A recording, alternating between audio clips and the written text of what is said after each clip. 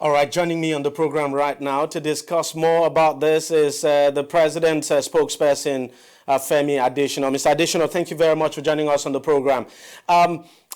This issue of amnesty for Boko Haram, no doubt, is quite emotional for a number of persons now. There's no question about it, especially when you consider some of the reactions we have gotten so far. But could you expatiate more on this amnesty offer that the government has placed before the repentant members of Boko Haram, those who are willing to lay down their arms? Mr. President had never pulled punches about it. He had always said whatever it takes to end this insurgency, he was ready to do, including amnesty, including beating them down completely. Whatever options are available to Nigeria, Mr. President is ready for. So, if it is amnesty that they choose, fine, all well and good. But if they also want to end it on the shooting field, all well and good. But we know that it's in the interest of Nigeria and in the interest of everybody if the insurgents embrace the amnesty and this madness can end once and for all. And some of the issues that some people have actually raised is that, for instance, one of the persons we spoke to said, what about all those who have been killed? What happens to them? Why would you grant amnesty to a group that has killed quite a number of people? That what happens to all those that have died because of this insurgency? Very valid question. But then the question again is, for how long are you going to hold on to animosities? For how long are you going to bear grudges? For how long are you going to allow the wound in your heart to fester? There has to be an end to such things. And those who ask that question, and then we ask them again, what then is the solution to the insurgency? If they say amnesty is a no-go area, what then is the solution? Should we continue and have more people killed? I think the pragmatic thing is the one Mr. President has said. If they want to embrace amnesty, they will be accepted and rehabilitated and helped to rejoin decent society. Another question that I have to ask you, and because people have also been talking about it, that if the government says Boko Haram has been technically defeated, so to speak, then why offer amnesty to them? Why even negotiate with them? Even in conventional warfare, and this one is not conventional, even in conventional warfare, you find the feuding parties eventually going back to the negotiation table.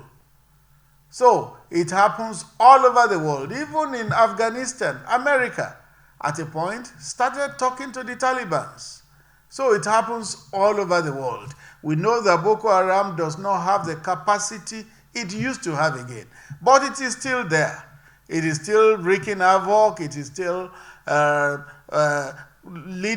causing wanton loss of lives. Should we continue to let those people die? No, they don't have the same capacity they used to have, but they're still there. It doesn't mean that there is no degrading. To use the military term, they have been seriously degraded, but they are still there. But you know that in warfare, the mopping up part of the warfare is as important as the shooting part. And I'll say we're in the mopping up part, but it's taking a while.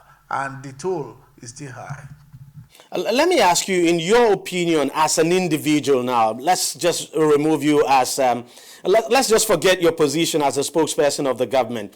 What would you say, from what you have seen and from your own personal experience, what would you say is the best way to resolve this Boko Haram crisis once and for all? Well, you know that I can't speak as an individual now, because you may want to say, yes, speak as an individual, but those who will hear me will say he is speaking as presidential spokesman. So I won't be able to speak as an individual, but as presidential spokesman, I can tell you the mind of my principal, which is that this insurgency must come to an end, and whatever it takes. If they want it to end on the shooting field, fine. But if they want to embrace amnesty, which the president has extended to them, all well and good. One other question I have to ask you very, very quickly, and let me just get your reaction. The $1 billion approved by the president now for the procurement of equipment.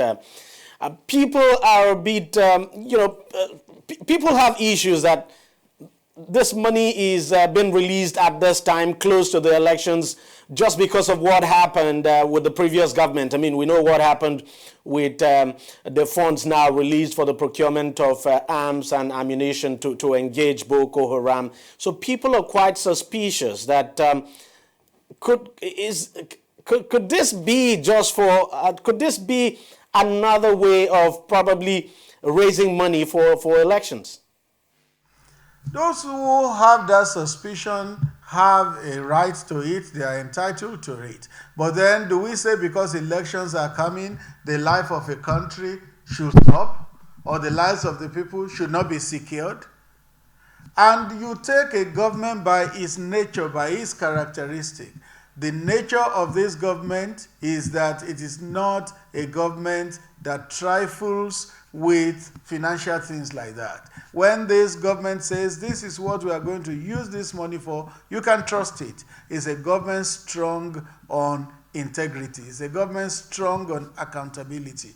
This government will never divert funds from what it has said it will use it for. All right, Mr. Femi Adesina, thank you very much for joining us on the program. All right, we'll take a short break and we'll be back. On DEJI360, we don't just ask the questions. What is wrong with amending the Constitution the way the National Assembly members have been doing it? We seek answers. Constitution is constituent. Our problem is not lack of laws. Our problem is lack of the willpower to implement our laws. Answers that provide clarity. While we negotiate, we should try to make it a point that the girls must be complete. The clarity you need to make informed judgment so that you can make the right decision and take action. People are saying it is you politicians that are responsible for this, that you are the reason why this is happening. All these dollars that call themselves governors in this country. I wish we had people like Tony at the National Assembly. God forbid that I go to join that ballot. DEJI360, providing clarity to issues.